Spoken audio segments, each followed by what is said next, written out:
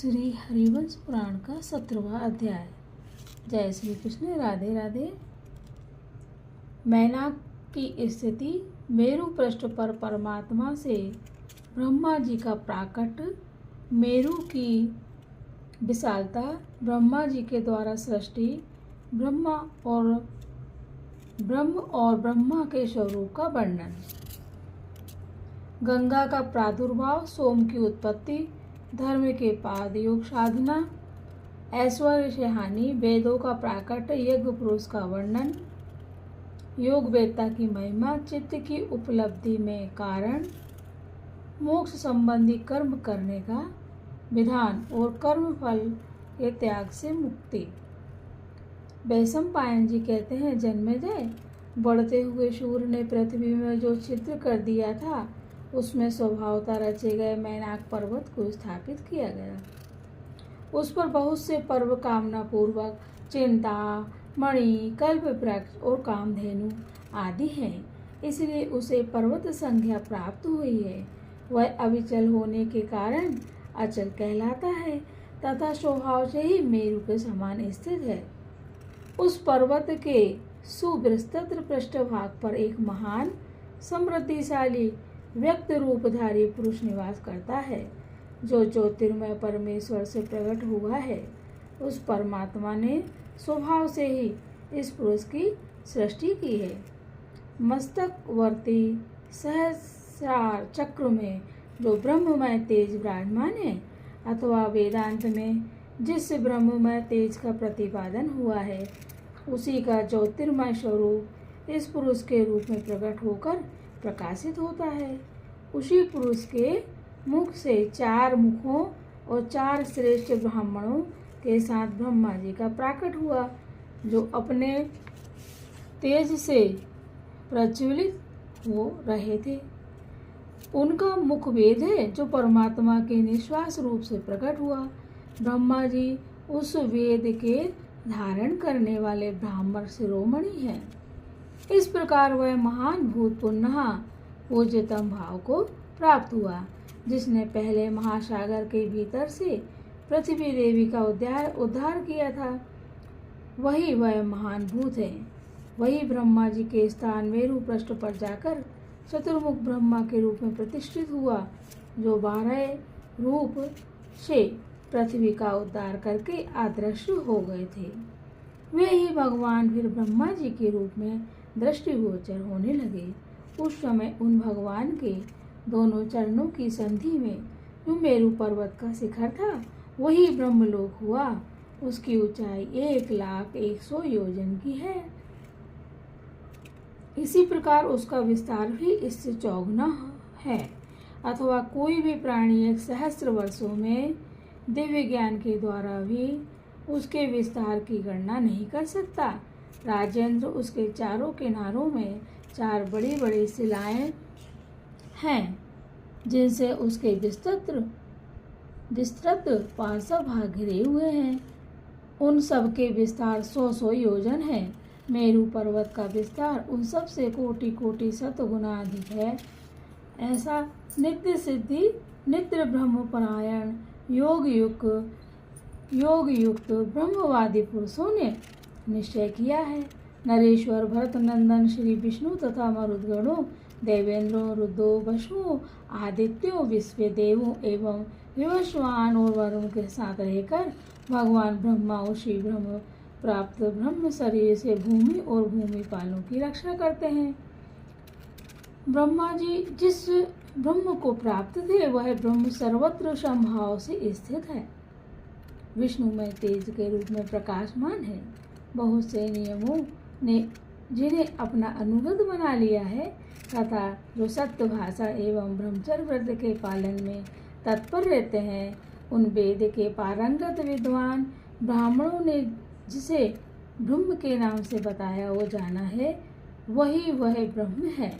इस प्रकार ये तीनों लोग ब्रह्मा के दिन में स्थित रहते हैं। अव्यक्त ब्रह्म भी ब्रह्मा के उस दिन में प्राणयुक्त शरीर के भीतर जीवात्मा रूप से व्यक्त एवं प्रतिष्ठित होता है। परम ब्रह्मा परमात्मा के प्रभाव निश्वास रूप वेद से प्रतिपादित जो नियत नित्य कर्म है, वह जिनकी वाणी में भी कपट नहीं है, ऐसे पुरुषों द्वारा यदि निरंतर शुद्ध भाव से किया जाए तो हितकारक होता है। वेदों के पारंगत विद्वान ब्राह्मणों ने इस तरह निष्काम भाव से किए गए कर्म को ही हितकारक बताया है। जय श्री कृष्ण। राधे राधे। जिस पद को दृष्टि प्रारब्ध या पूर्वकृत कर्म का फल बताया गया है, वह विश्व ब्रह्म परमात्मा का एक पादलेश मात्र अंश है। विश्व को जिसका एक पाद बताया गया है, वह ब्रह्म संपूर्ण भूतों का नित्य सिद्ध आत्मा है। उसे सकाम कर्मों द्वारा नहीं प्राप्त किया जा सकता। तो भी प्रिय विप्रों के भावों की विविधता के कारण सत्य व्रत में तत्पर रहने वाले ब्राह्मण, इंद्र, मित्र, वरुण आदि सारे शब्द जिसमें वाचक रूप से प्रतिष्ठित हैं, उस विश्व शब्द का यज्ञों में विनियोग करते हैं। उन सकाम यज्ञों द्वारा इंद्रादि देवों के ही लोकों की प्राप्ति होती है।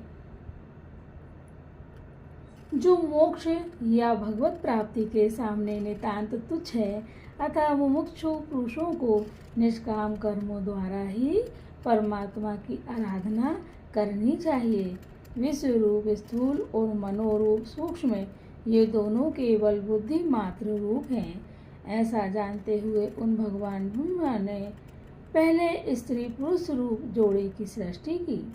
वे ही विश्व रूप सनातन भगवान ब्रह्मा अपनी शक्ति स्वरूपा देवी के साथ विपुल भोगों की रचना करके अपने अनुगामी कश्यप आदि के साथ उन्हें आचरण उपयोग में लाते हैं। अंकिंचन पद संन्यास मार्ग पर जाने की इच्छा वाले जो मोक्ष रूपी गंतव्य पद के जय श्री कृष्ण। राधे राधे। अंत पद के यात्री हैं, उन ब्रह्मवेताओं के लिए जो सदा वर्णीय परमात्मा है, वे यह भगवान ब्रह्मा ही है।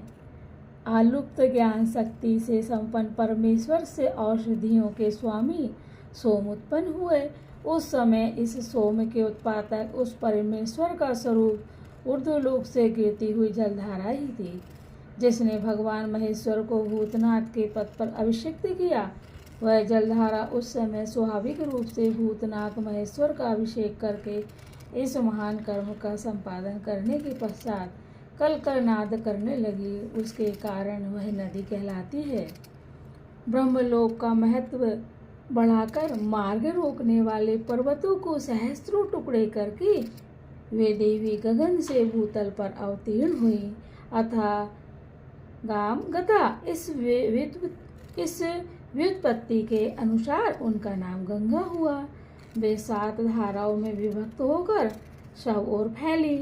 राजेंद्र, वे भगवती गंगा अनेकानेक नदियों और तीर्थों के रूप में सहस्त्रों की संख्या में विभक्त हुई हैं और बारंबार विभूति भेद से अनेकानेक रूप धारण करती हैं। उन गंगा जी से प्रकट हुए सोम देव अन्न आदि के पौधों को बढ़ाकर इस भौतिक लोक की और अपनी सुधामय किरणों से परलोक की भी सृष्टि एवं रक्षा करते हैं। इस लोक की वृद्धि होने से जरायु आदि प्राणी बढ़ते हैं। पृथ्वी, जल और तेज, इन तीनों महाभूतों के जो व्रीहि आदि फल हैं, उनकी भी वृद्धि होती है। फिर उन व्रीहि आदि फलों और मनुष्य आदि प्राणियों से मनीषी पुरुषों की समस्त क्रियाओं का यथायोग आरंभ होता है। उन परमेश्वर के मुखारविंद से जो चारों वेदों के रूप में अक्षर ब्रह्मई सिद्ध प्रकट हुई, वही उपदेश भाव को प्राप्त हुई है। उन परमात्मा का जो चिन्मय पुण्यजनक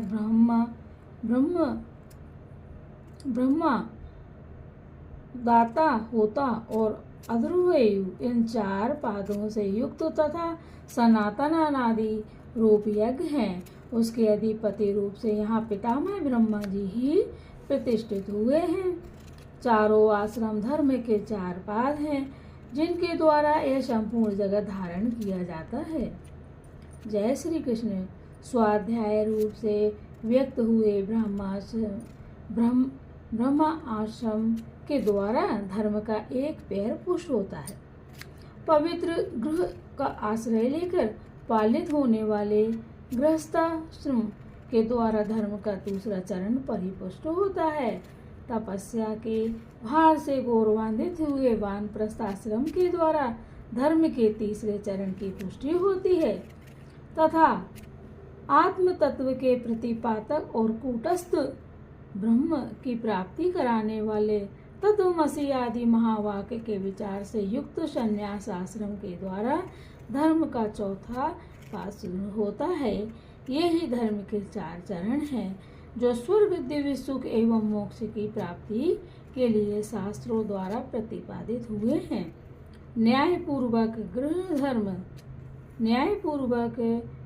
धर्म के पालन से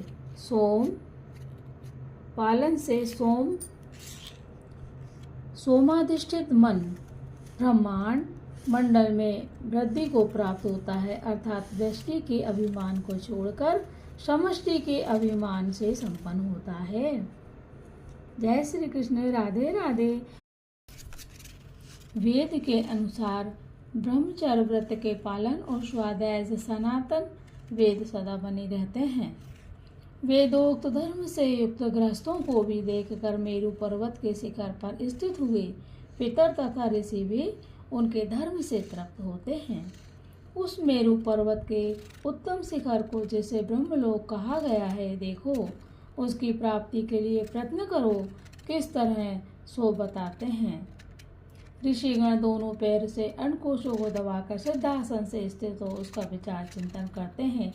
ग्रीवा को मोड़कर दोनों हंसलियों की संधि में अपनी ओरी को सटा देते हैं और पीठ को इस तरह भीतर की ओर झुका देते हैं कि छाती का कुछ भाग ऊंचा हो जाए। फिर हंसते हुए पुरुष के समान मुद्रा में स्थित दांतों को परस्पर सटने न दें।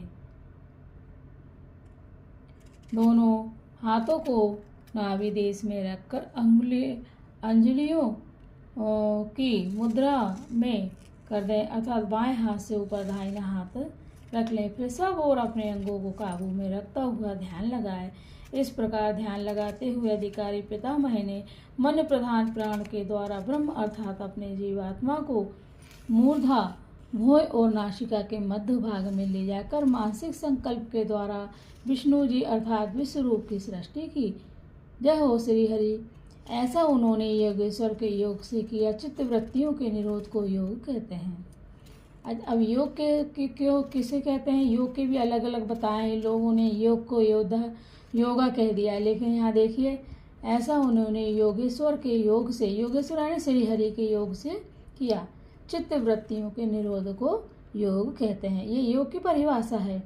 वह प्राणरोध या प्राणाधान के अधीन है, अतः वही योगेश्वर है। उसी प्राणायाम के योग अर्थात अभ्यास से उन्होंने पूर्वोक्त रीति से जीव को मूर्धा में स्थापित करके ऐश्वर्य प्राप्त किया, जिससे वह संपूर्ण जगत की रचना में सफल हुए।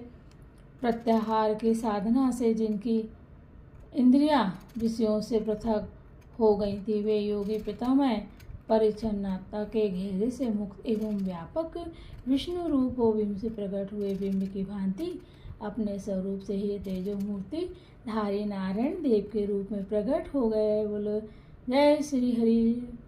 ओम नमो भगवते वासुदेवाय। और आकाश में उदित हुए चंद्रमा की भांति प्रकाशित होने लगे। वे आकाश के मध्य भाग में अपनी प्रभाओं से अनुपम शोभा पाने वाले दूसरे भगवान सूर्य की भांति ब्रह्म योग चैतन्य ज्योति के संयोग से उद्भासित होने लगे। मोचित पुरुष प्रत्येक क्रिया के प्रति नियम और नियामक रूप से 2 स्वरूपों में स्थित हुए और ललाट के मध्य भाग मुंह और नासिका के संधि स्थान में विराजमान सनातन ब्रह्म विष्णु का साक्षात्कार नहीं कर पाता है। क्या बोला है अब इन्होंने?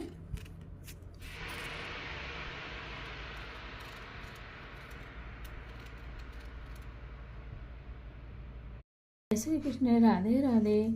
सूर्य और चंद्रमा जिनके देवता हैं उन इड़ा और पिंगला नामक नाड़ियों में बिंबभूत जो चैतन्य ज्योति है उसी की धारणा करनी चाहिए। वह नेत्रेंद्रियों में प्रतिबिंबित होती है। उसी के द्वारा नेत्र में रूप को प्रकाशित करने की शक्ति प्राप्त हुई है।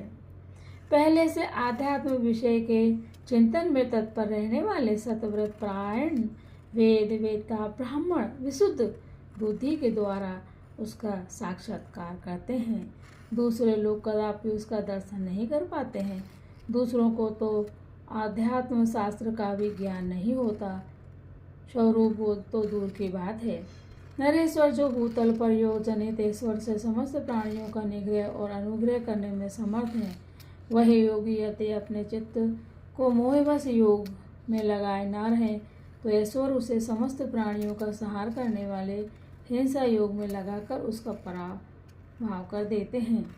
भरत नंदन वे विभूतियों समस्त प्राणियों के वध की इच्छा वाले मनुष्यों को अपने भोग विषयों के लिए अन्य कुत्सित कर्मों में लगाकर उन्हें विनाश के गर्त में गिरा देती हैं।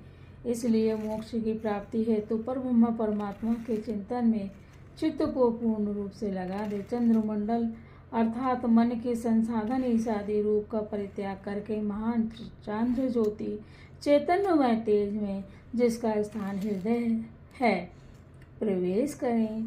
शीघ्र विघ्न आने की आशंका से गायत्री अर्थात सगुण ब्रह्मा के नेत्र की भांति प्रकाशक विशुद्ध तेज के भीतर स्थित हो जाएं, जो कि अव्यक्त की उत्पत्ति का स्थान है। वह आकार उकार माकार और अर्थ मात्रा रूप से अथवा विश्व तेजस से प्राग एवं तुरीय रूप से चार भेदों में विभक्त पुरुष रूप हैं। वह पुरुष ब्रह्म चैतन्यमय है। अव्यक्त अर्थात इंद्रिय मन बुद्धि आदि का आविषय है। नित्य कूटस्थ और अव्यय विकार रहित है। इंद्रियों द्वारा गृहीत होने वाले रूप आदि गुणों से रहित तथा तेजो गुण से युक्त हैं। उसकी कांति चंद्रमा की किरणों के समान उज्ज्वल है।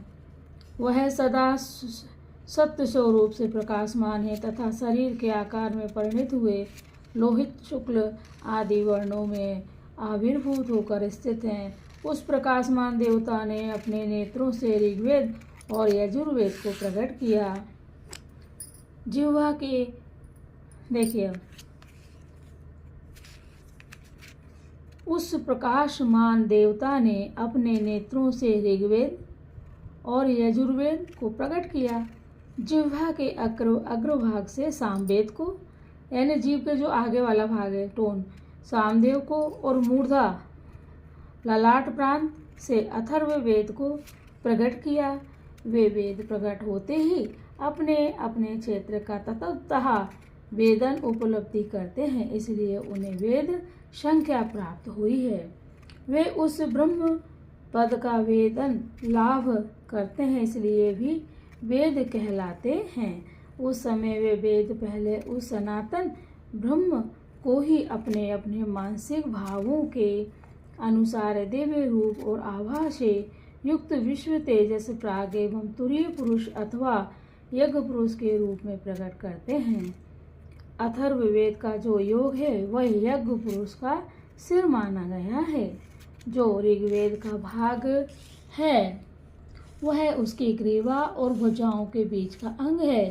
सामवेद के भाग से उस यज्ञ पुरुष के हृदय और पार्श्व भाग का निर्माण हुआ है। इसी तरह जो यह यजुर्वेद का भाग है उसके द्वारा यज्ञ पुरुष के पेड़ों और उसके ऊपर के भाग कटी प्रदेश जंघा और चरणों के साथ से शरीर की कल्पना हुई है। जय श्री कृष्ण। राधे राधे।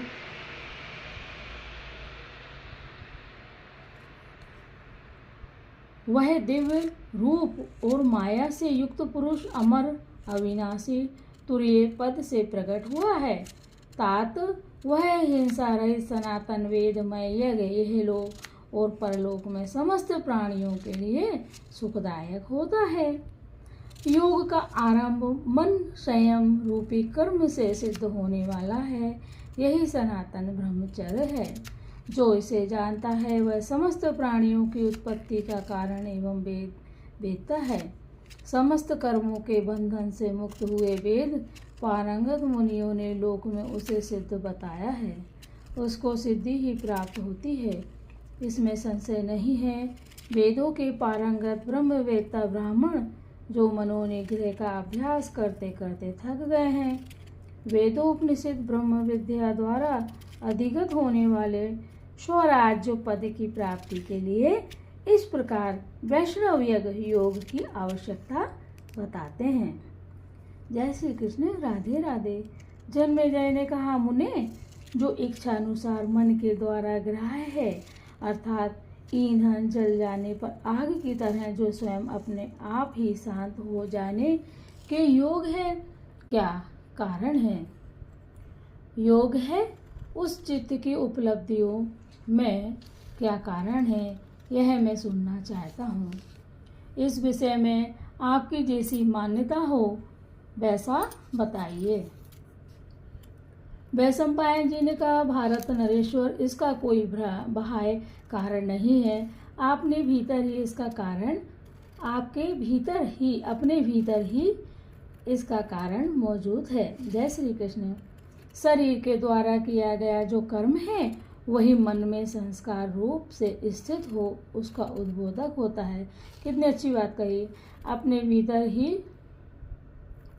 शरीर के द्वारा किया गया जो कर्म है वही मन में संस्कार रूप से स्थित हो उसका उद्बोधक होता है, उस चित्त की उपलब्धि में कारण बनता है। जय श्री कृष्ण। कठोर व्रत का पालन करने वाले ब्रह्मवेत्ता मनुष्य जिस चेतन से समस्त गए वस्तुओं को जानते हैं वह आत्मा होने के कारण अवेद है, तो भी शास्त्र और आचार्य के उपदेश के पश्चात लक्षणा द्वारा उसका ज्ञान होता है, परंतु कर्म से तो उसको किसी तरह नहीं जाना जा सकता। पृथ्वीनाथ वेदों का अध्ययन करने वाले ब्राह्मण आदि को चाहिए कि वह मोक्ष की प्राप्ति के लिए विद्या के अहंकार का त्याग करके विनीत भाव से रहे, सदा ब्रह्म यज्ञ स्वाध्याय का सेवन करे, प्रतिदिन शास्त्र और आचार के उपदेश से आत्मा और अनात्मा के तत्व को जानने का प्रयत्न करे। जय श्री हरि। ओम नमो भगवते वासुदेवाय। ओम नमो भगवते वासुदेवाय। सदा पवित्र रहकर ब्रह्मार्पण भाव से कर्म करते हुए नियम पूर्वक सम आदि के साधन में लगा रहे। इस प्रकार द्विज दोनों हाथ जोड़कर गुरु की सेवा में उपस्थित होवे। गुरु तत्व का ज्ञाता होकर प्रतिदिन साय और प्रातः काल, प्रतिदिन साय यानी शाम को और प्रातः काल मोक्ष संबंधी कर्म, आसन, प्राणायाम, प्रत्याहार, ध्यान और धारणा करे। मन में योग प्राप्ति के कारण गर्व न आने देकर विनयशील रहे। निरंतर ब्रह्म की भावना करते हुए मन को एकाग्र रखे और मौन रहे। वह मन से उत्तम वैष्णव पद शुद्ध ब्रह्म का चिंतन करे। इस तरह एकाग्र चित्त हुआ दिव्य ध्यान परायण होकर ही प्रसन्न रहे। मोक्ष के स्वरूप को जानने वाला ममता रहित वह पुरुष चित्त वृत्तियों का निरोध करके विकार रहित चित्त से परम ब्रह्म परमात्मा को प्राप्त कर लेता है। वह जो सनातन ब्रह्म है उसी को अक्षर कहते हैं। उसी का शास्त्रों में निष्काम कर्म योग और ज्ञान योग के द्वारा साक्षात्कार कराया गया है। जो वैष्णव पद की प्राप्ति के लिए सर्वस्व का परित्याग करके काम, योग, स्त्री पुरुष आदि के संग की निंदा करते हैं, उन विनयशील ब्राह्मणों को उस अक्षर ब्रह्म का ज्ञान होता है। राजन, जो प्रत्येक कर्म में मन में उसके फल को ग्रहण न करके पुनः जन्म के बंधन से ऊपर उठ गए हैं, उनके लोग निष्काम कर योग में प्रतिष्ठित हैं। नरेश्वर फल को ग्रहण करने से जीव बंधता है और उसका त्याग करने से मुक्त होता है। जीव को पूर्व जन्म के संस्कार वश ब्राह्मण आदि श्रेष्ठ पुरुषों से क्रियाओं की प्राप्ति होती है। फल का परित्याग करने वाला पुरुष इंद्रियों के बंधन से मुक्त हो परम पद को प्राप्त होता है। वह पुनः इस मानव शरीर में नहीं आता। जय श्री कृष्ण। राधे राधे। इस प्रकार श्री महाभारत के खिलवाड़ हरिवंश के अंतर्गत भविष्य पर्व में पुष्कर प्रादुर्भाव विषयक 17वां अध्याय पूरा हुआ। जय श्री कृष्ण। राधे राधे। श्री कृष्ण गोविंद हरे मुरारी, हे नाथ नारायण वासुदेवा। जय श्री कृष्ण। हे श्री कृष्ण, आप राधा रानी सहित हम सब पर इस पुराण को सुनने वाले, सुनाने वाले और दूर तक पहुंचाने वाले सभी भक्तों के मनोरथ पूर्ण करना। जय श्री कृष्ण। राधे राधे।